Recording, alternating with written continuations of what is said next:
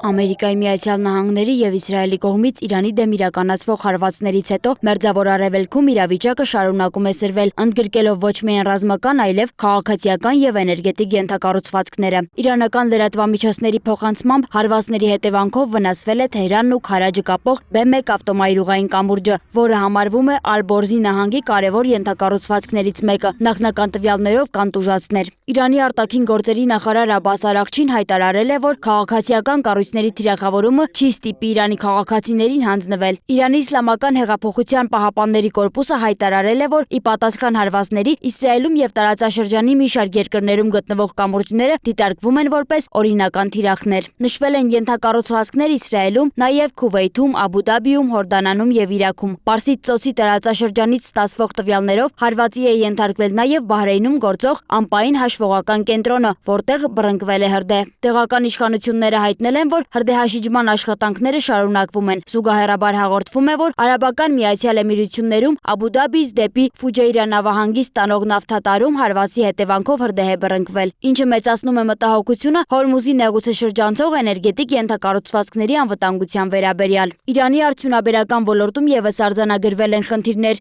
Երկրի երկու խոշոր փոխպատազուլական ձեռնարկություններ հարվածի հետևանքով ստիպված վնասների պատճառով հայտնել են արտադրության դադարեցման մասին։ Վերականգնման ժամկետները գնահատվում են մի քանի ամսից մինչև 1 տարի։ Ամերիկայի Միացյալ Նահանգների նախագահ Դոնալդ Թրամփը հայտարարել է, որ Վաշինգտոնը պատրաստ է շարունակել ճնշումը Իրանի նկատմամբ, ընդգծելով, որ Թեհրանը պետք է գնա համաձայնության, քանի դեռ ուշ չէ։ Նա նաև չի բացառել նոր հարվածներ ներառյալ ենթակառուցվածքային թիրախները։ Իրանի արտգործնախարար Աբբաս Արաղչին արձագանքելով այդ հայտարարություններին նշել է, որ ցանկացած վնասված ենթակառուցվածք կարող է վերականգնվել, սակայն նրա խոսքով միջազգային մակարդակում հեղինակության կորուստները չեն վերականգնվի։ Միաժամանակ հաղորդվում է, որ Իրանը շարունակում է պատասխան գործողությունները, ըստ որոշ աղբյուրների հարվածներ է հասցրել Իսրայելի Պետահ Տիկվա քաղաքին։ Իրանական կողմը նաև հայտարարել է ամերիկյան կործանիչի խոցման մասին, սակայն այդ տեղեկությունը պաշտոնապես չի հաստատվել։ Միջազգային մակարդակով քննարկվում են հակամարտության հետագա զարգացումները։ Ամերիկայի Միացյալ Նահանգներում դիտարկվում են տարբեր սցենարներ, սկսած բանակցություններից մինչև ռազմական գործողությունների շարունակություն։ Պարսից ծոցի երկրներն էլ ուսումնասիրում են նավթի արտահանման այլընտրանքային ուղիներ։ Եվրոպական մի շարք երկրներ ևս արձագանքել են իրավիճակին։ Հաղորդվում է, որ Ավստրիան փակել է իր օդային տարածքը Ամերիկայի Միացյալ Նահանգների ռազմական ինքնաթիռների համար։ Նման քայլեր ավելի վաղ ձեռնարկել էին նաև Իսպանիան և Իտալիան։ Նավթային շուկաներում արձանագրվել են գների կտրուկ աճ պայմանավորված մատակարարումների խափանման ռիսկերով։ Այսպիսով տարածաշրջանում զարգացումները շարունակում են ծավալվել միաժամանակ մի քանի ուղղություններով՝ ռազմական, էներգետիկ և քաղաքական, իսկ ընդհանուր իրավիճակը շարունակում է մնալ լարված։